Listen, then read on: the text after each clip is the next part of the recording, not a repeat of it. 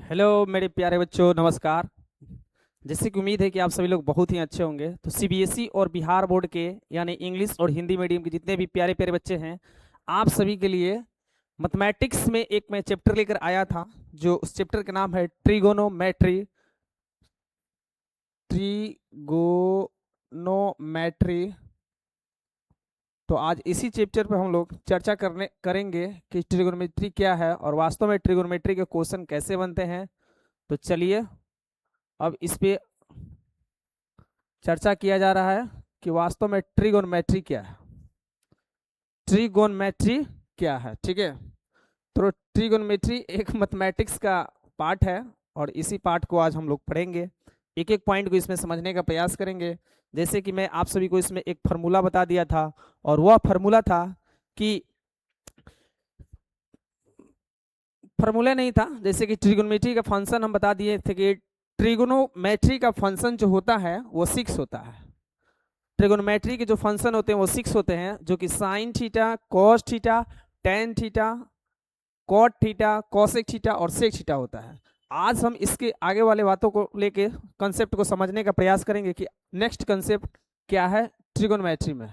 तो चलिए, जैसे कि साइन थीटा बराबर पी बाई एच होता है। साइन थीटा बराबर पी बाई एच होता है। कॉस थीटा बराबर बी बाई एच होता है। टेन थीटा बराबर आपका पी बाई बी होता है। साइन थीटा बराबर P by H, cos theta बराबर बी बाई एच और टेन थीटा बराबर पी बाई बी होता है, ठीक है। अब इसके जस्ट अपोजिट होता है, साइन का अपोजिट होता है कॉसेक थीटा। साइन का अपोजिट होता है कॉसेक थीटा। साइन का अपोजिट हो गया कॉसेक थीटा, तो कॉसेक थीटा बराबर एच बाई पी हो गया। कॉस का जस्ट अपोजिट हो जाता है आपका सेक थीटा, तो सेक थीटा बराबर आपका एच बाई बी हो गया। और टेन थीटा बराबर होता है का अपोजिट होता है कॉट थीटा, तो कॉट थीटा बराबर बी बाई पी हो गया। ओके, अब यहां से हम लोग देखेंगे कि वास्तव में साइन थीटा बराबर P by H, cos theta बराबर B by H, tan theta बराबर P by B, cos theta बराबर H by B, sec theta बराबर एच बाई पी और कॉट थीटा बराबर बी बाई पी कहाँ से आया। तो एक बहुत ही सिंपल साधारण इसका एक ट्रिक है, और उस ट्रिक पे हम लोग चलते हैं और इस कंसेप्ट को समझने का प्रयास करते हैं। तो चलिए आइए अब देखते हैं उस ट्रिक को। जैसे कि P B P, H H B, P B P H H B, P B P H H B, P B P H H B, ठीक है। तो P के मतलब होता है, B के मतलब क्या होता है, P के मतलब क्या, एच एच बी यानी प्यारे बेटा पप्पू हाय हाय बोल। प्यारे बेटा पप्पू हाय हाय बोल। प्यारे बेटा पप्पू हाय हाय बोल। प्यारे बेटा पप्पू हाय हाय बोल। अब ये हो गया आपका साइन थीटा का वैल्यू।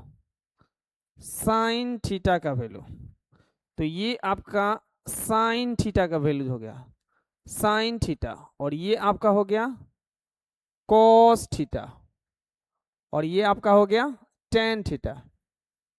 टेन थीटा, ठीक है। अब यहां से देखेंगे हम लोग कि साइन थीटा का जस्ट अपोजिट होता है कॉसेक थीटा। कॉसेक थीटा होता है, तो कॉसेक थीटा बराबर एच बाई पी हो गया। कोस थीटा का जस्ट अपोजिट होता है सेक थीटा, तो सेक थीटा बराबर एच बाई बी हो गया। टेन थीटा का अपोजिट होता है कॉट थीटा, तो कॉट थीटा बराबर बी बाई पी हो गया। ये आपका क्या हो गया, सबका वैल्यू हो गया, ठीक है। ये सबका रेशियो वैल्यूज हो गया। साइन थीटा बराबर P by H, cos theta बराबर B by H, tan theta बराबर पी बाई बी और कॉसेक थीटा बराबर H by P, sec theta बराबर एच बाई बी और कॉट थीटा बराबर बी बाई पी होता है। तो यहाँ पे हम लोग देखने का प्रयास करेंगे कि इसमें पी क्या है। पी आपका परपेंडिकुलर है, पी आपका परपेंडिकुलर है, एच आपका हाइपोटेनस है, एच आपका हाइपोटेनस है और बी आपका बेस है।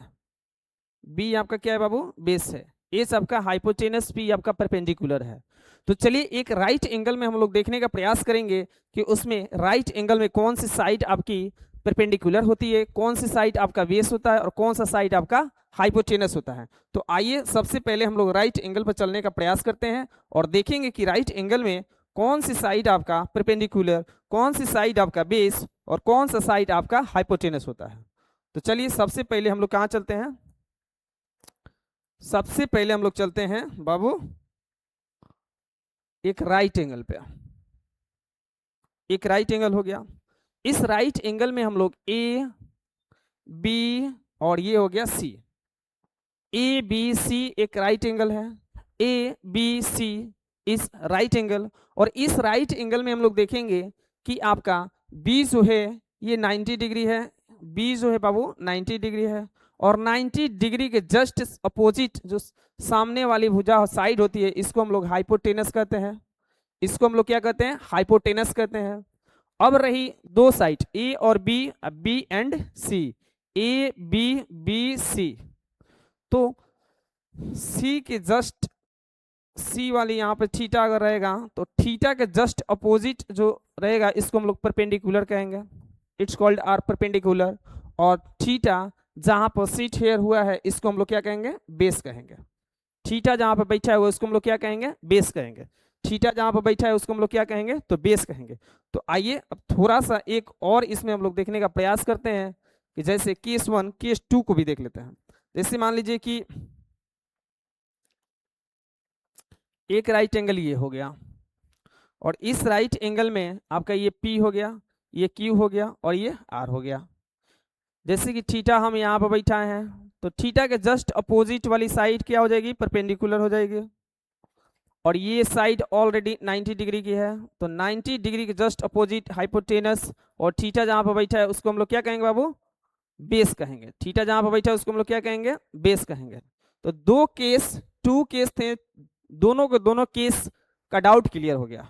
जब थीटा यहाँ पर बैठेगी तो जस्ट इसके अपोजिट परपेंडिकुलर, और ये बेस और ये सबसे बड़ी भुजा जो होती है साइड होती है हाइपोटेनस हो जाएगी। जब थीटा यहाँ पर बैठेगा तो जस्ट इसके अपोजिट परपेंडिकुलर, और ये बेस और ये क्या हो जाएगा, हाइपोटेनस हो जाएगा। ओके, हाइपोटेनस कहें तो कर्ण, परपेंडिकुलर कहें तो लंब, और बेस कहें तो आधार, बेस कहें तो आधार। आगे देखेंगे ऐसे ही कि जैसे कि मान लीजिए कि एक क्वेश्चन है, क्वेश्चन ये है कि ये ए बी और ये सी है, ए बी सी है, ए इसमें 3 सेंटीमीटर है, बी आपका 4 सेंटीमीटर है, तो यहाँ पे AC का वैल्यू क्या होगा, AC का वैल्यू क्या होगा। तो AC का वैल्यू निकालने के लिए सबसे पहले हम लोग देखेंगे कि ये राइट एंगल दिया हुआ है, और राइट एंगल में हम लोग पाइथागोरस प्रमेय से भी आराम से निकाल सकते हैं। तो पाइथागोरस थ्योरम,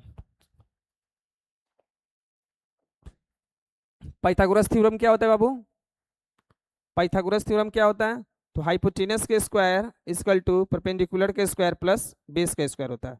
हाइपोटेनस के square equal to base perpendicular के स्क्वायर प्लस बेस के स्क्वायर होता है। ठीक है, अब यहाँ से हम लोग देखेंगे कि इसमें हाइपोटेनस क्या है, तो हाइपोटेनस देख लेते हैं कि इसमें हाइपोटेनस क्या दिया हुआ। हाइपोटेनस आपका निकालना है तो हाइपोटेनस को ज्यों के त्यों रखेंगे, परपेंडिकुलर आपका 4, तो 4 का स्क्वायर प्लस बेस आपका 3, तो 3 का स्क्वायर, और इन दोनों को क्या करेंगे, कैलकुलेशन करेंगे। एच स्क्वायर इजकल टू 6 का 16 प्लस 3 का 9, एच स्क्वायर बराबर इन दोनों को जब ऐड करेंगे तो 25 होगा, 25 होगा। आइए अब आगे देखते हैं, जैसे एच स्क्वायर, तो एच बराबर स्क्वायर इधर इक्वल चिन्ह इधर जाएगा तो कन्वर्ट हो जाएगा आपका स्क्वायर रूट में, तो 25 और 25 स्क्वायर, 25 का स्क्वायर रूट होता है 5, तो ये आपका 5 सेंटीमीटर हो गया। तो हाइपोटेनस का वैल्यू कितना आ गया, हाइपोटेनस का आपका हाइपोटेनस का आपका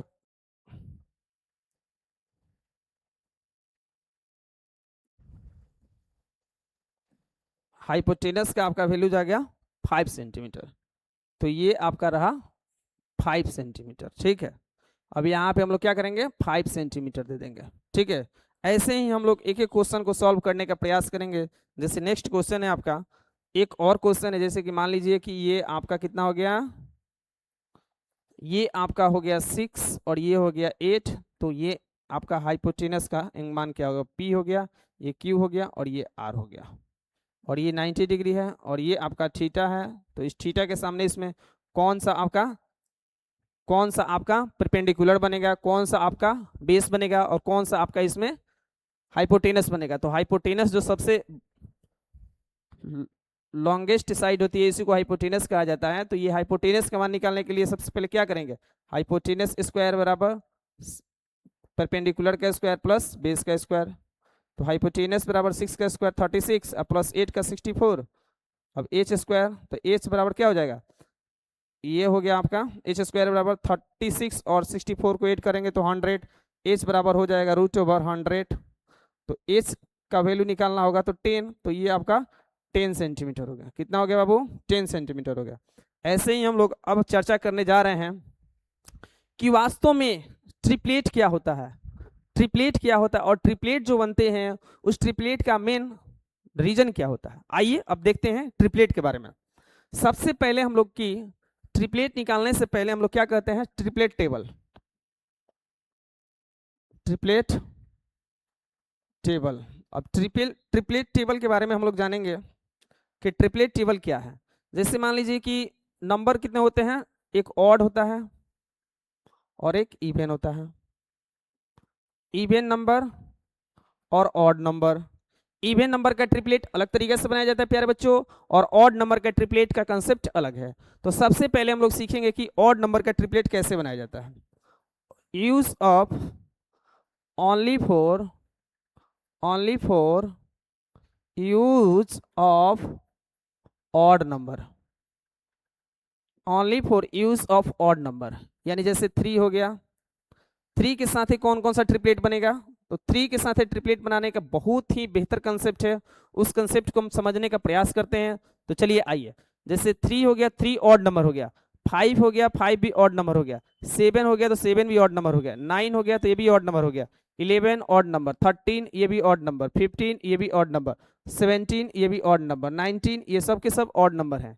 ये सब के सब ऑड नंबर के टेबल है। इस ऑड नंबर से हम लोग ट्रिपलेट कैसे बनाएंगे इसके बारे में अब हम लोग समझने का प्रयास करते हैं। जैसे ट्रिपलेट बनाने का एक बेहतर कंसेप्ट है n square plus minus 1/2, use of only odd number, use of only odd number. इसका यूज हम लोग कहाँ करेंगे, केवल ऑड नंबर में करेंगे, ठीक है। तो आइए जैसे हम लोग 3 लेते हैं, 3 लेंगे और इस फॉर्मूला के यूज करेंगे। तो 3 लेंगे तो 3 ऑड नंबर हो गया, तो n स्क्वायर प्लस माइनस 1/2, तो 3 का स्क्वायर करेंगे तो 9, 9 में प्लस माइनस 1/2 करेंगे तो यह क्या हो जाएगा, 9 और 1 कितना हो जाएगा 10, 9 और 1 10, तो 9 में क्या करेंगे 10 में 2 से डिवाइड, और फिर यहाँ पे 9 में 1 माइनस करेंगे तो ये हो जाएगा आपका 8, 8 में 2 से डिवाइड। अब यहाँ से 2 4 जा 2 5 जा, ठीक है, 4 5। अब यहाँ पर देख रहे हैं कि 3 4 5, 3 4 5 ये क्या हो गया, ट्रिपलेट हो गया, 3 4 5 ये ट्रिपलेट हो गया। और जब भी दो बड़ी साइड निकलेगी तो इन दोनों का डिफरेंस कितना होगा, 1 होगा। ऑड नंबर में जब भी दो बड़ी साइड निकलेगी तो इन दोनों का डिफरेंस कितना होगा, तो 1 होगा। आइए दूसरा देखते हैं, और सबसे पहले इसमें देख लें कि 3 4 5, this is very beautiful triplet, 3 4 5 this is very beautiful triplet because 3 4 5 is number of consecutive number, 3 4 5 number is consecutive, consecutive कहें तो लगातार, लगातार संख्या है, ये लगातार ये संख्या है, ठीक है, इसीलिए इसको हम consecutive कहते हैं। आइए दूसरे नंबर को हम लोग निकाल के देखते हैं, जैसे 5 का देखते हैं। तो 5 ऑड नंबर है, तो 5 का क्या करेंगे, तो इसका फॉर्मूला होता है n स्क्वायर प्लस माइनस 1/2। तो यहाँ पे क्या करेंगे, n की जगह 5 रखेंगे तो 5 का स्क्वायर प्लस माइनस 1/2, 5 का स्क्वायर 25 प्लस माइनस 1/2। अब 25 में 1 ऐड करेंगे तो 26/2, और 25 में 1 सब्ट्रैक्ट करेंगे तो 24/2। अब यहाँ से डिवाइड देंगे तो ये 12, और यहाँ से ये डिवाइड देंगे तो हमारा 13। अब देख रहे हैं कि 5 के साथ कौन कौन सा ट्रिपलेट बनेगा, तो 5 के साथ ट्रिपलेट बन रहा है 5, 12 और 30। और जो दो बड़ी साइड आई हुई है इन दोनों का अंतर हमेशा एक होगा, इन दोनों का अंतर हमेशा क्या होगा बाबू, एक होगा। ये सारे के सारे कंसेप्ट आपको माइंड में सेट करना पड़ेगा। अगर आप इस कंसेप्ट को माइंड में सेट नहीं कीजिएगा तो आगे चल के आपको क्वेश्चन बनाने में बहुत ही ज़्यादा दिक्कत होगा। और रही बात की ये ट्रिपलेट टेबल की, तो इस ट्रिपलेट टेबल को हम बता रहे हैं बहुत ही बेहतर कंसेप्ट से। तो चलिए यहाँ पे देखते हैं, जैसे कि ट्रिपलेट टेबल, जैसे एक 3, 4 और 5 हो गया। 3, 4, 5 का ट्रिपलेट टेबल देखेंगे जैसे कि ऑड नंबर से जो बना हुआ है, तो 3 का 2 मल्टीप्लाई 6, 4 का 2 मल्टीप्लाई 8, 5 का 2 मल्टीप्लाई 10, 3 का 3 मल्टीप्लाई 9, 4 का 3 मल्टीप्लाई 12 और 5 का 3 मल्टीप्लाई 15। ऐसे ही 3 का 4 मल्टीप्लाई 12, 4 का 4 मल्टीप्लाई 16 और 5 का 4 मल्टीप्लाई 20। ऐसे ही हम लोग आगे बढ़ाते चलेंगे एकदम बिल्कुल इसी कंसेप्ट पर। जितना मल्टीप्लाइज निकालना होगा उतना टाइम्स हम मल्टीप्लाइज कर देंगे। जैसे 5 मल्टीप्लाइज करना होगा तो 3 5 जा 15, 4 5 जा 20, 5 5 जा 25 होता है। ठीक है, ऐसे ही हम लोग एक एक कंसेप्ट को आगे समझने का प्रयास करते हैं। जैसे 5 का हो गया, 7 का देख लेते हैं। 7 से निकालना होगा तो 7 का स्क्वायर प्लस माइनस 1 बाई 2, तो 7 का कितना हो जाएगा, 7 का 49 प्लस माइनस 1 बाई 2, तो 7 में 49 में 1 ऐड करेंगे तो 50, अब 50 में 2 से डिवाइड देंगे तो 25, और 49 में 1 सब्ट्रैक्ट करेंगे तो आपका 48 हो जाएगा। अब 48 में 2 से डिवाइड देंगे तो हमारा हो जाएगा 24। तो ये क्या हो गया, बिगेस्ट साइड हो गया। इन दोनों का अंतर कितना होगा, 1 होगा। अब ये क्या हो गया, 7, 24 और 25 आपका ये ट्रिपलेट हो गया। ऐसे ही आपको एक एक कंसेप्ट को समझने में किसी भी प्रकार का प्रॉब्लम नहीं होगा। तो आइए अब यहाँ से हम लोग चलेंगे आगे के कंसेप्ट को, कि आगे के क्वेश्चन को कैसे बनाया जाता है। अब धैर्य रखना है बच्चों, थोड़ा सा धैर्य रखना है, और इसी धैर्य से हम लोग अपने सारे कंसेप्ट को, ट्रिग्नोमेट्री कंसेप्ट को, एक एक पॉइंट को क्लियर करेंगे, एक एक पॉइंट को क्लियर करेंगे। और पॉइंट को क्लियर करते ही हम लोग का सारे माइंड में कंसेप्ट फिट हो जाएगा, तब हम लोग क्वेश्चन पर चलेंगे। जैसे मान लीजिए कि ये आपका क्या हो गया, राइट एंगल हो गया। इस राइट एंगल में जैसे मान लीजिए कि ये आपका कितना है, 9 है, और 9 के साथ हमको ट्रिपलेट बनाना है। 9 के साथ हमको ट्रिपलेट बनाना है तो सबसे पहले 9 का स्क्वायर करेंगे, प्लस माइनस 1 बाई 2 करेंगे ना, तो 9 का स्क्वायर 81, अब प्लस माइनस 1 बाई 2। अब 81 में 1 करेंगे तो 82 बाई 2, 81 में माइनस 1 करेंगे तो 80 बाई 2, ये हो गया 40 और ये हो गया 41। कितना हो गया, दोनों का डिफरेंस 1। तो 9 का ट्रिपलेट क्या हो जाएगा, 9, 40 और 41, तो ये 40 और ये 41, ये 40 और ये 41 हो गया। ठीक है, और इसमें 41 जो है राइट एंगल में सबसे लंबी साइड है, सबसे बड़ी साइड है। जैसे इसको ए मान लीजिए, ये बी हो गया और ये सी हो गया। ठीक है, यहाँ पे थीटा हो गया, तो थीटा के जस्ट सामने परपेंडिकुलर, थीटा जहाँ बैठा हुआ बेस, और 90 डिग्री के जस्ट अपोजिट ये क्या हो गया आपका, हाइपोटेनस हो गया। तो ये कंसेप्ट है, इस कंसेप्ट को सीखना बहुत ज़्यादा जरूरी है। जो कंसेप्ट सीख लेगा उसको याद करने का एक भी ट्रिपलेट जरूरत नहीं पड़ेगा, एक भी ट्रिपलेट जरूरत नहीं पड़ेगा। कंसेप्ट को सीखिए और एक एक क्वेश्चन को बनाइए बहुत ही बेहतर तरीका से। ठीक है, तो चलिए यहीं पे हम अपने वाणी को समाप्त करते हैं। जय हिंद, जय भारत।